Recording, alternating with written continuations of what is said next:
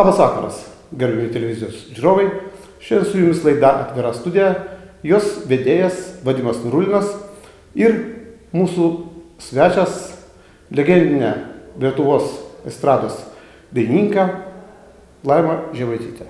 Labas vakaras. Nu kągi, aš norėčiau šiandien pradėti pokalbį mūsų nuo istorijos tolimos. Kaip jūs tapot iš viso dainininkė ir kokia buvo jūsų šeima? Paprastai būna iš tokių muzikalių šeimų vaikai pradeda tokią karjerą, bet kas buvo jūsų tėvai? Mano tėvelis Lietuvos karininkas buvo, mama buvo pradinių klasių mokytoja, bet aišku nebaigė, tos gyvenimas susiklostė, kai prasidėjo, žinot, karai ir viskas, ir susipažino su mano tėveliu. Augau, kaip sakyt, paprastoj šeimoje, tais laikais, žinot, visi gyveno sunkiai, bet mane stebėjo mama jau ir tėvelis nuo 3 metų, kad aš turiu sugebėjimų, tai man nupirko pianiną.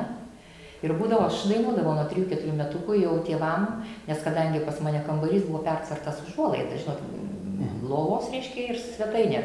Ir mama tokią gražią užuolaidą buvo pasidarius, ir būdavo tą užuolaidą aš atveriu, apsirengiu gražiausią suknelę ir išmokus Editos Piechos dainas, pamėgdžiudavau, aišku, ten ir darydavau koncertą, kad tai mane žiūrėtų, darydavau referensus, nusirengdavau. Mama sakė, nu jau mūsų artistė auga. Tai taip ir buvo. Tai jums buvo iš metų. Tai čia buvo jums jau ugdyta vis tiek iš tėvų? Žinokit, jau čia genuose buvo. Aš kito nieko daugiau net nenorėjau. O sakot, jūs turėjot pianiną, o muzikos mokyklą jums teko lankyti paskui? Taip, aš vokalo klasę baigiau pas Mildą Narbutaitę. Aišku. Šviesios atminties. Vokalo mokytoja. Nu ir paskui, kaip jūs paskui patekot jau į rimtą sceną? Kaip aš visą laiką visiems žurnalistams sakydavau, kaltas atsitiktinumas. Be kažkokio atsitiktinumo gyvenimo, būtent to ir pačiu laiku, kaip reikėjo, ir tiesiog pataikiau kažkokį tai laiką. Dainavau estradiniuos ansambliuose, Elektra, Staklių gamykloje. Aš visur eidavau, tiesiog kur kviesdavo. Tai jūs dar buvo jaunutė dar visai? Jaunutė taip, 14, 15, 13, 14, 15 metų jau mane kviesdavo estradiniam. Tai malonu, buvo mokykla, prasidėjo savaime, nuo mokyklos estradinio pakvietė dar kažkas. Pakopom, visą gyvenimą pakopom ėjau taip. Ir mane pakvietė į Elektrą Juozas Dubickas, o jisai Juozas Dubickas, kadangi jis dirbo filharmonijai, jisai žymus chorvedys yra. Nežinau, gal jis dabar senai labai mačiau, ir jis dar žmogus yra, bet tai be galo talentingas ir sakė, kadangi tu jauna, perspektyvi, aš imu į savo grupę Elektrą. O Elektroje dainavo, žinokit, ten didelės žvaigždės, Janina Miščiukaitė, buvo dainavus, Brazauskas grojo, ten vienu žodžiu labai grojo profesionalūs muzikantai. Ir žinot, kaip miesto perklausos būdavo visą laiką saviveiklininkų, ar Plošto salėj, ar būdavo Girstučio salėj, vienu žodžiu, miesto, Kauno miesto estradinių ansamblių perklausos. Ir kaltas atsitiktinumas, komisijos sėdė Tamošiūnas, Mindaugas Tamošiūnas, Oktavos vadovas. Dirbinio Plošto, jis prieina ir sako, susirgom Svetlana Bagdonaitė, o mes Rygoj įrašėme fonogramą. Lolitos Vambutės dainą Skrendančios dienos. Ten latvių kompozitorė Lolita Vambutė buvo. Jie su Paustu tada irgi ir buvo draugai, man vėliau teko su jie susipažinti. Ir sako, tavo tonacijų daina, atvažiuok į repeticiją, ten 12 valandą į Dirbinį Ploštą. Bet į tą vietą dar pretendavo kažkas tai? Aš žinokit, nežinau, jis mane pakvietė, išgirdo ir pakvietė. Ir aš ateinu, kaip dabar matau, viską labai smulkiai prisimenu, visą tą jaunystę, kiekvieną smulkmeną, žinokit, prisimenu. Ir aš ateinu ir muzikantai jau repetuoja. Aišku, kaip sako, šiurpas, stato mane ant scenos, salėje kažkokia moteris sėdi. Aš supratau, kad ten kažkokia irginai, ar jinai kaip patarėja buvo. O pasirodė, Ablėnaitė sėdėjo, Lilijana Ablėnaitė, tokia dainininkė buvo.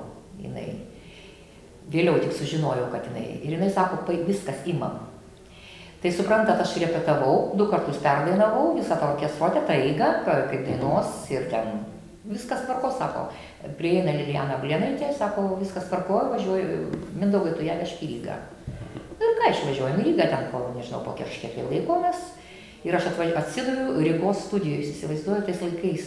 Ir matau, Pausas vaikšto, Vigneris, Ivars Vigner, radio ir televizijos tas orkestro vadovas. Gryva tos televizijos tenai. Nu, vienu žodžiu, ten tie žmonės, kurie buvo jau ten tais laikais, man tik vėliau pasakė viską, aš tai nežinau. Ir žinokit, pastato mane, tarp kitko Oktavos plokštelė ir aš kampe stoviu. Tai jūs laimės vaikas, jūs iš karto jums pasisekė tokias aukštumas pasiekti. Jūs įsivaizduot 16 neturėdama dar skaityti. Man tik po kelių mėnesių suėjo. Ir įrašau tą dainą, žinokit, netgi po 2 ir 3 variantų, atrodo po 2. Ir žinokit, paleidžia tą įrašą jau garsiai, kad aš pasiklausyčiau, aš pati netikiu, aš ten dainuoju, nes žydras jūra, žydra vėja, tokiu, žinot, nes pas mane šoperuota angina buvo 14 metų. Ir pas mane labai greitai balsas pasikeitė, pasidarė, nu, toks diktoriškas. Suprantat? Ir čia žiūri, kad vaikas, soliukė, sverinti 50 kg, su tokiu balsu, tai aš buvau kažkokia tai tokia kaip... Ir prieina, atsimenu, ir Paulsas, sakė, Mindaugai ten kažką kalbėjo, kad labai perspektyvi. Jūs tapot dainininkė, turit dukrą. Jinai ėjo jūsų pėdom, jūs norėjot, kad jinai taptų? Tai dar ne taip greitai turėjau dukrą, dar etapas. Taip, bet mes apie tai dar pakalbėsim, bet man dabar štai įdomu, o kaip dukra jūsų... Žinokit, dukra, reiškia, baigė 2000-aisiais vidurinę, jinai su manim visą laiką važinėdavo, kiek įmanoma buvo, kaip pamokų, ten savaitgaliais koncertai, ir jinai kaip padėjėjai, žinot, mamai padėdavo ten ir apsirengti, ir, žinot, užtrauktuką, ir jinai pamatė tą gyvenimą. Jinai ožiaragis, jinai labai logiškai mąstantis vaikas, gimė tikrai, aš tai esu žuvis, aš tokia daugiau gal, žinot, su širdies, pas mane proto mažiau, širdies daugiau, bet pas visus menininkus tai būna, kad nes aš daugiau širdim protauju, o jinai protauja daugiau galvą. Praktiškai taip. Ir jinai matydavo kolegų elgesį, kolegų aplinkui, kolegių. Nu, tokia laimė man visą laiką sekdavosi žmogų. Labai mane, aš tą meilę žmonių visą gyvenimą jutau. 74-5 metais jaunimo gretų populiariausiai išrinkta. Su Banioniu, su Baltušiu, su Noreika rinko žmonės, jūs įsivaizduojate, jaunimo gretos 10-tukus. Ir 2 metus tarp tokių žmonių Laisvės Amerikos lietuvis laikraštis atneša Krotkutė man tą laikraštį Palangos estradą ir paduoda, sako, vaikeli, tu 17 metų jau čia vos nežvaigždė. Žinokit, nu tai, žinot, tais laikais vis tiek, ten buvo sąžiningi tie rinkimai, siųsdavo žmonės, laiškus rašydavo. Ir dukra mano tą dalyką pamatydavo, žinot, ką jinai pamatė, mama sako, tu neturi kolegių draugų, tau viso šypsosi, o aš visą laiką su pundais gėlių. Tai sakau, kad ir dabar sekmadienį buvo, kas gal buvo iš Jonavos, kas žmonių vas, sekmadienį Girstupį, aš tikrai pasijaučiau kaip Pugačiovas, žinokit, išėjus. Mes iki dabartinių laikų dar sugrįšim. Sakykit, jūs ištekėjot vėliau už vyro, kuris ne jūsų rato. Paprastai žmonės, jaunus žmonės, jie kažkaip tai suranda... Papuoliau aš jis man buvo gražus labai. Sportiškas ir gražus. Bet jisai visiškai, bet ar jisai suprato jūsų šitą darbą? Absoliučiai ne. Jisai baigęs politechnikumą, buvo su automobiliu transportą, jis tuo metu dirbo taksi, o aš išėjau Žalio kalno ir suprantat, buvo taip, kaip sako, jam buvo žaibolagis, kaip jisai sakė. Elektra suveikė. Nu ir žinokit, žmogus atakavo stipriai, kada žiūriu gražus vyras, tais laikais apsirengęs ir klotojas buvęs, pečiai platus. Nu, žinot, pinigų turbūt taksistas turėdavo. Nu, taip, negaliu pasakyti, kad ubagas buvo, taip. Ir žinokit, tas gal sužavėjo, tik mane mama vieną kartą paklausė, sako, ar tu tikrai, ar tau jis vertas? Mano mama jautis, jinai irgi labai jausdavo gyvenime žmonės ir sakė, tau jis netinka. Bet, sako, mama, aš myliu. O kas ta meilė, aš irgi nežinojau. Iš tikrųjų. Bet jūs tuo metu dainavot Žaliam kalne restorane. Taip. O tai buvo garbingas darbas, kodėl ne filharmonijos?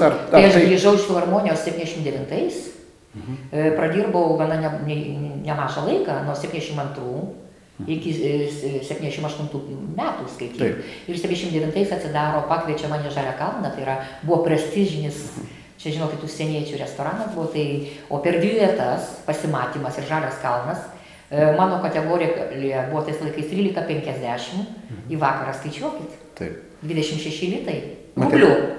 Materialiai jūs buvo tada labai gerai aprūpinta. Gerai, tai jeigu aš galėjau nusipirkti už 1,5 tūkstančio dublionkę rublių. Tai Vaikščiau kai karalienė tais laikais. O jūs dalyvavot koncertuose irgi važiavot? Taip, aš dainavau pas Julius Siurbis saviveikloj. Ir padarėm pavyzdinį Julius Siurbis Verpetas. Julius mane pakvietė, aš su saviveikla dar dirbau, repetuodavom, Vilniaus bokštus stojau, tarp kitko 800 metais į Vilniaus bokštus stojau, bet ten irgi buvo, kaip sako, nupirkti tie bokštai, galima sakyti, aš turiu netgi straipsnį Mylėti meną savyje, Kazimiero Šiaulio. Bet aš jūs dabar pacituosiu. Jūs sakot, populiarumą pelniau be jokių blatų ar lovų. Taip. O sakykit, ar buvo tokių pasiūlymų iš funkcionierių ir jeigu buvo ir labai daug, iš kokių jūs negalite pasakyti? Taip, aš žinokit nenorėčiau tą sakyti šiais laikais, žinot, tie žmonės jau pensininkai ir jau nėra kaip kitų, jau kitų nėra žmonių. Bet jūs tada turėtumėte... direktorių, filharmonijos, va tokių variantų. Bet jūs turėtumėte tuo metu stogą ir karjerą galima daryti. Tai viską būčiau turėjus. Na.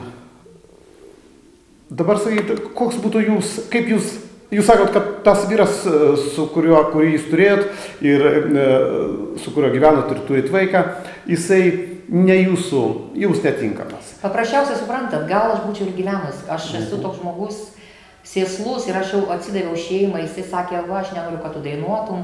Ir aš buvau pasiruošus tam. Galvoju, vis tiek mergaitė gimė vis tiek.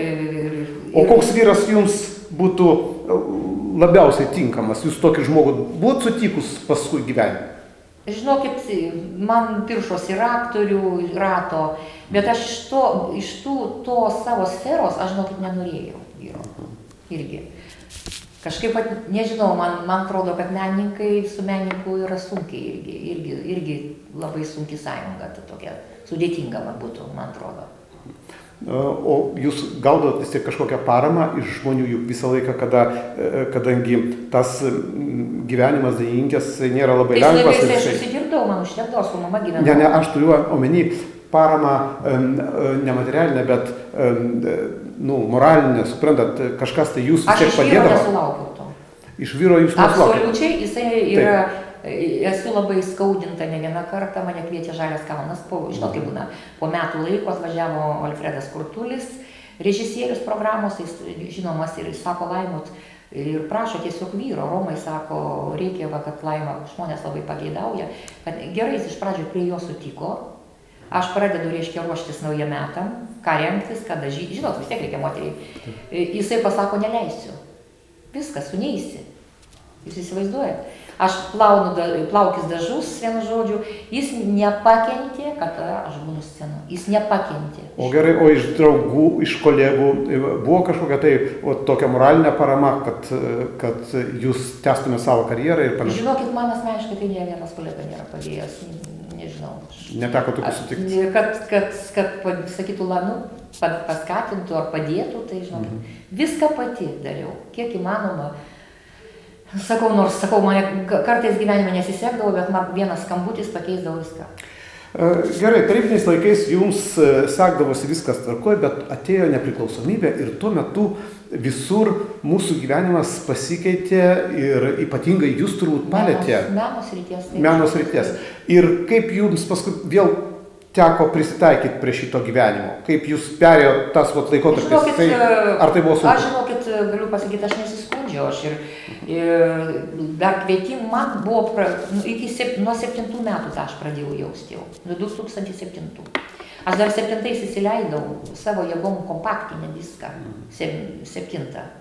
Jūs įsivaizduojat, 3-ais įsileidau, 2003-ais, 7-ais ir man nuo 7 metų tas jau pradėjau labai justis, kad jau retesni pakvietimai, jau žmonės kviečia į gimtadienius, į jubiliejus, į kurių aš nelabai norėdavau eiti, bet eini dėl to, kad uždirbti pinigą, uždirbti pragyvenimui, suprantate, eini, kad ant duonos susidirbti. O kaip meno žmogus, jūs man pasakykit, ar jūs pasigendat, ar galėtumėt pasigest, sakykime, paramos valstybės, dabartinių valstybinių funkcionierių, kurie disponuoja kažkokiom lėšom, organizaciniais dalykais? Gerbiamas žurnalistė, žinokit, jau čia mes kalbam, buvo kalba pernai per Nerijos jubiliejinį koncertą, 40 metų Nerijai buvo.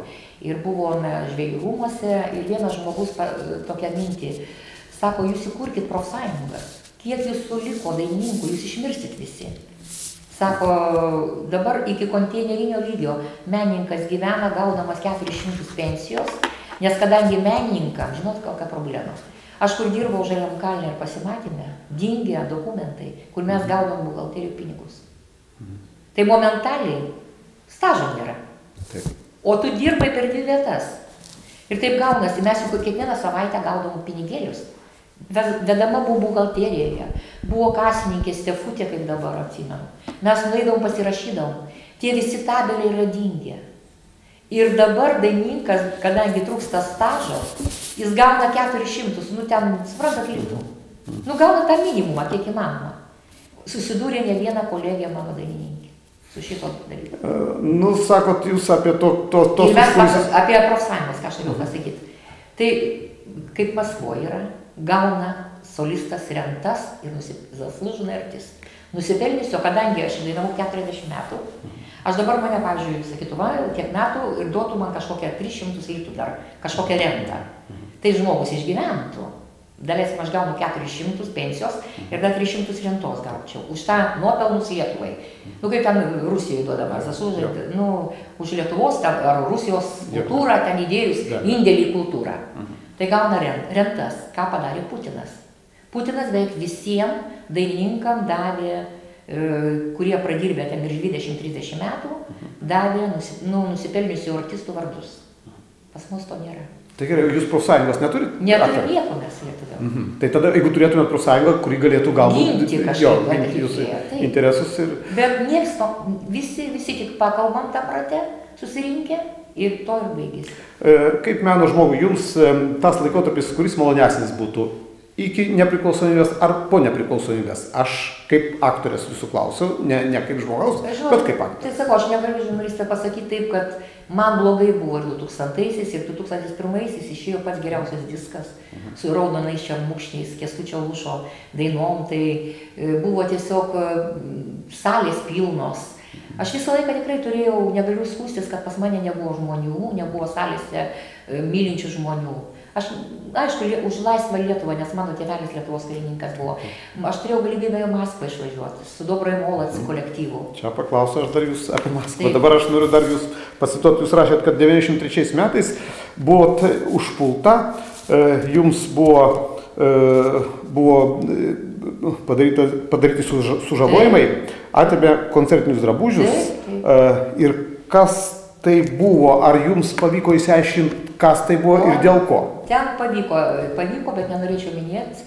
Pavyko iš vieno žmogaus man, policininko, tarp kitko, jisai pasakė, čia tavo kolegų darbas. Tai aš supratau, kas, ir ten netgi iš vieno išgirusio tokio kolegos išgirdau. O tai kam?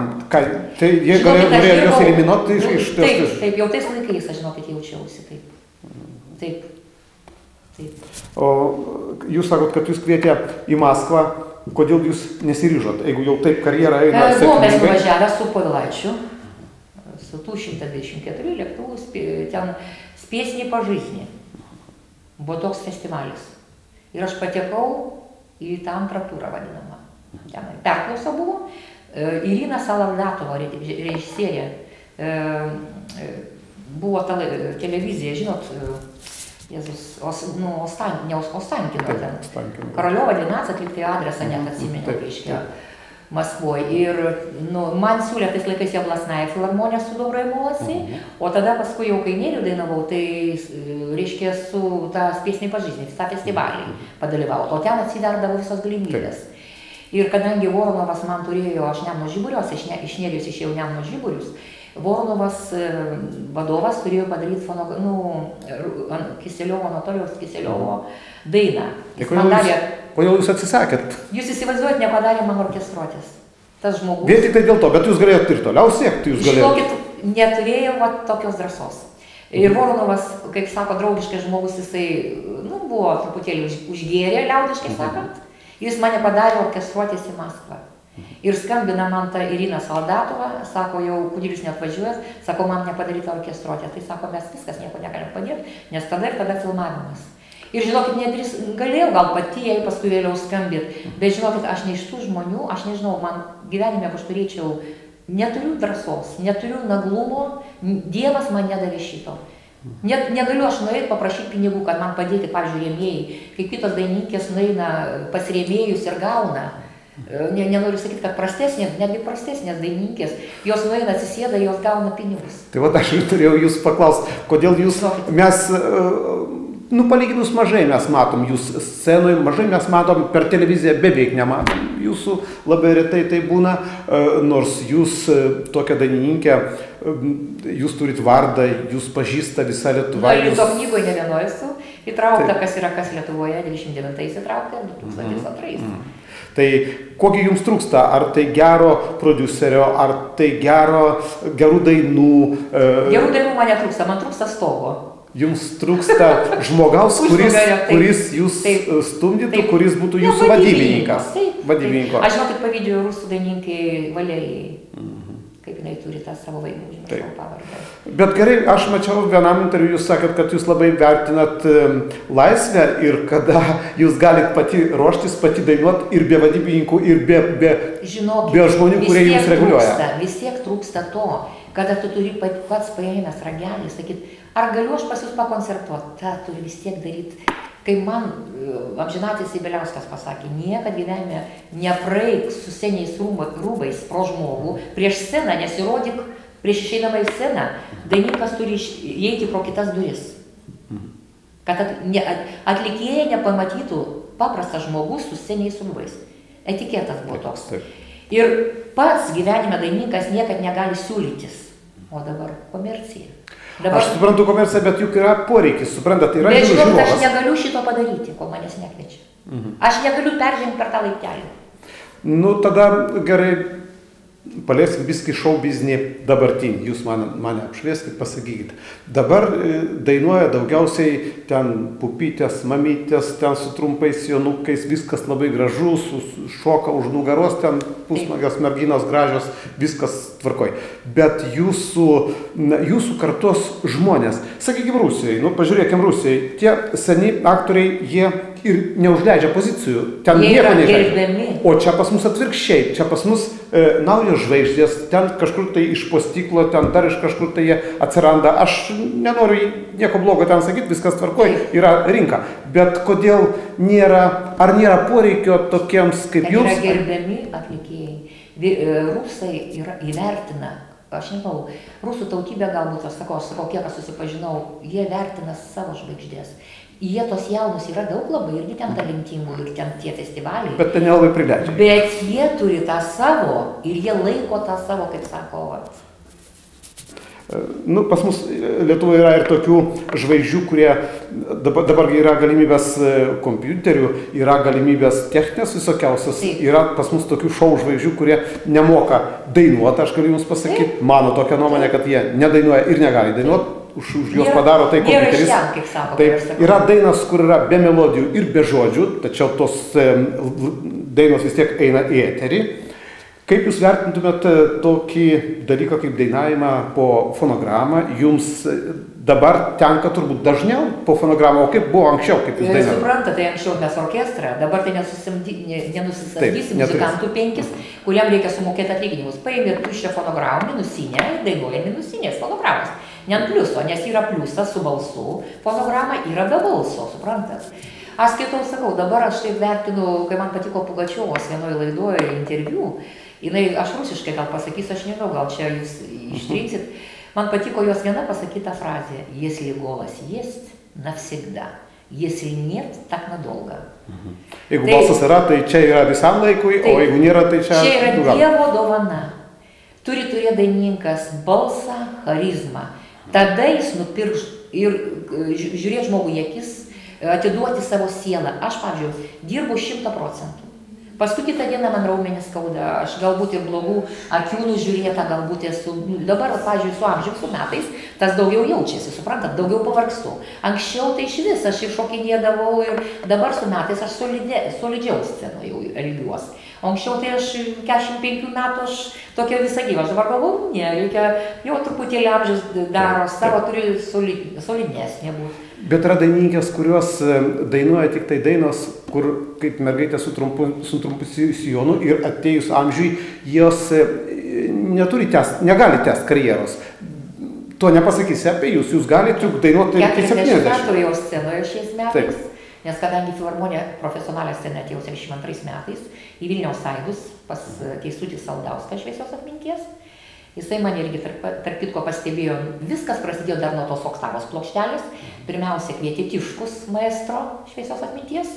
Tiškus mane pats pirmas tą oktavos plokštelę pateko į rankas, nes kadangi jisai su Mindaugu Tamošiūnu šviesios atminties bendravo ir Mindaugas jam padovanojo tą plokštelę. Ir Tiškus buvo nustebęs mano to žemų balsu, kaip sako vis. Paskui mane pakvietė Teisutis Saldauskas, o pas Teisutį repetavom naują programą Kauno filharmonijoje. Su Vilniaus Aidai, žinot, kiekvienais metais, jau vieni metai praėjo, pravažinėjom per Klausučių lytėlę programą ir kitais metais ruošiausi, su Jarulis dainavo ir ruošiausi kitai programai. Ir žinokit, į salę įeina vyras ir moteris. Nedidukai tokie ir atsisėda gale. Jis prieina, sako, aš Romualdas Beliauskas, Nerijos vadovas. Nuėjo pas Saldauską ir sako, noriu pavogti iš tave dainininkė ir pavogė. Tai va, visą gyvenimą man, va, suprantat, taip kaip sviestų, galima sakyti. Iš vieno į kitą visi, kas pamatydavo, mane kviesdavo. Žinokit, ir dabar pasirodžiau laidoj, vienoj ir dabar, ir vieną laidą skambino ir kitą, sako, kaip Pilypas iš kanapių. Tylėjau, galvojau, išvažiuosiu ir tyliai.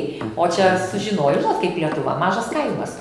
Sužinojo, vienam muzikantui pasakiau, kad ruošiuosi išvažiuoti pas dukrą į Angliją ir galvoju, ten lietuvių bendruomenės, pernai aš buvau išvažiavus. Tai va, aš jūs noriu dabar pacituoti, jūs sakot, gyvenimą turiu tik dukrą, gerą balsą ir publikos meilę. Taip. Tai yra jau nemažai, sakyčiau. Nemažai. Taip, bet sakykit, kodėl toks noras palikti Lietuvą, išvažiuoti iš Lietuvos? Man nėra noro. Jums nėra noro, bet jūs apie tai užsiminėt, kad jūs galbūt ir išvažiuos. Bet jūs įsivaizduojat, man nelieka kito nieko čia. Dėl to, kad aš viena, aš turiu anūkėlį nuostabų. Ir su dukra, kadangi dukra nori nekilnojamą turtą nuo savo namą turėti, tai trūksta truputėlį pinigėlio, aš parduočiau savo butą, ne butą, bet namą. Ir man atsirastų ten vietos ir prie šeimos gyventi. Nes suprantat, dabar tų mažiau koncertų ir man kartais trūksta to darbo, tos veiklos trūksta ir aš pasijuntu kartais viena. Bet jūs sakot apie tai, kad irgi jūs pacituosiu, kad vis tik jūs laukiat, kada jūs pakvies. Jūs pati nenorit siūlytis ir tai ne jūsų principas yra. Bet ir nemoku per galvą eiti. Taip, bet laukt, pakol jūs pakvies, tai ne visuomet pavyksta tada sulaukti tokio pasiūlymo. Juk dabar rinkos sąlygos, žinot, kad dabar žmonės visi siūlo visą save kaip prekę. Aš esu ne tas žmogus, ne šiam pasauliu gimus, reiškia. Man kitam pasauliu reikėjo gyventi. Jūs vis tik vertinat nepriklausomybę, kaip sakiau, nuo vadybininko ir jums tas yra malonesnis, toks įdomesnis toks gyvenimas. Taip, vis tiek vadybininkas yra, žinokit, daug, aš galiu jums pasakyti tokį dalyką, vadybininkas turi ir tavo žmogus bus kartu. Mylėt tavo dainas irgi netgi dažniausiai būna vyras ir žmona. Tai yra čia geriausias variantas, žinokit, yra. Tada jis tave myli kaip moterį, myli kaip dainininkė, jis dėl to jis viskas stengiasi. Jis stengiasi visas jėgas atiduoti tau. Tai aš pasakau, man Valerijos pavyzdys to užtenka. Tai ir Dolina turi gyvena su muzikantu irgi, kiek žinau, kad ir Dolinos kartu, kai sako, sąjunga visur ir meilėje ir visur. Nu, va, tai būtų jūsų vyras, būtų jūsų yra. Jūs Lietuvoje nerandat. O jums nesiūlė, dabar madinga yra, kada dainininkai, žvaigždės filmuojasi filmuose, serialuose, jums nebuvo tokių pasiūlymų? Žinokit, ne, kažkaip aš nelabai, aš nuotraukų tai gražiai išeinu, kartais scenoje, tai per televiziją man nelabai, ne visada mano vaizdelis patinka. Dabar vėlgi madinga, populiaru dalyvauti politikoje, jūs nekvietė, jūs teko. Dalyvavau. Jūs priklausot kažkokiai partijai? Priklausiau, bet po metų atsisakiau. Nenoriu sakyti, kokioj partijai. Tas žmogus dabar jau nuo šalysai. Bet jūs norėjo jūsų vardą panaudoti tam, kad ta partija būtų populiaresnė?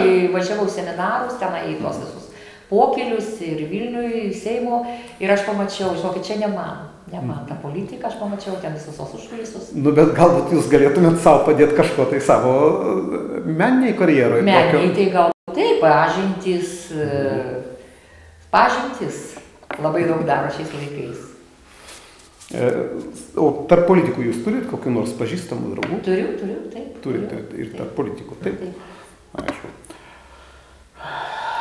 Kaip jūs leidžiat savo laisvalaikį dabar? Kur jūs mėgstate atostogauti, kur jūs važiuojat pailsėt ir iš viso jūsų Tai vat, užsiėmimas? dabar pavasarį ruošiuos važiuos pas draugę kovo mėnesį, mano gimtadienis kaip tik, tai visuomet tradiciškai važiuoju į Frankfurtą prie Maino, nes ten ir šilčiau, ir su garlaiviu pavažinėjom. Va, pas draugę labai atsipalaiduoju, ten kokį mėnesį kitą pabūnu, nes ten visos gėlės, magnolijos žydi, medžiai tie magnolijos žydi, žinot, ružavai, ten ta aplinka labai graži, ten labai atsipalaiduoju. O šiaip tai, va, spektaklį nueini, muzikinį teatrą labai myliu. Va, dabar ir Šikšnosparnis pirmo eisiu gruodžio. Turiu ten kolegų, kurie pakvietimus, va, nes bilietukai brangų, žinot, tai yra kolego, kurie dirba, tai gauna pakvietimus ir taip, va. Sakykit, jūs matot savo, kaip jūs matot savo ateitį? Jūs žiūrit į tolį, jūs savo karjerą vis tik tęsit? Žinokit, aš sakau, aš kitą kartą pagalvojau, gal man jau reikia anūkus auginti, būna tokių minčių, mano anūkėlis hiperaktyvus yra. Ir tikrai labai gimė 4-4-2, jūs įsivaizduojat, dukra pagimdė mano, reiškia, vaikutį, anūkėlį, o aš turėjau prieš 5 minutės išeiti į sceną, Druskininkuose. Viešbutį turėjau koncertą prieš 2,5 metų, net birželio buvo mėnesis, kaip tik 12. Ir aš ten koncertavau, viešbutis, sanatorija, restoranas, aš dabar tiesiog nepamenu. Ir prieš man einant į sceną skambutis ir sako, mama, tu močiutė dukra. Jūs įsivaizduojat, aš atkoncertavau kaip ant sparnų. Tas koncertas praėjo, ten super, tie žmonės, ten rusų buvo labai daug, nes ten Druskininkuose labai daug buvo rusų. Ir aš dainavau netgi svadiminiai atsvietai rusiškai, tą dainą Vasaros valanda rusiškai. Tai žinokit, mane pasakiau, kad man, sako, jūs Rusijoje galite dainuoti, pas jūs balsas, sakau, šiandien aš Lietuvos dainininkė, man gimė anūkas. Vienu žodžiu, vakaras buvo įsimintinimas ir to labiau, kad, sakau, tai kiek kilogramų? 4, mama sako, 4-4-2. Jūs įsivaizduojat, kokį vyrą pagimdė. Jūs gavot tokį įkvėpimą. Aš tokį dopingą gavau ir man tas koncertas buvo superinis. Nu kągi, laidos pabaigai pasakysiu, jūs pacituosiu vėlgi, scena ir gerbėjai visas mano gyvenimas, jūs taip sakot. Nu kągi, aš noriu jums palinkėti tada aukštos ir šviesios scenos, nu ir be abejo, daug gerų gerbėjų. Ačiū Jums. Ačiū Jums interviu. Ačiū visiems žiūrėjusiems. Iki ateinančio trečiadienio.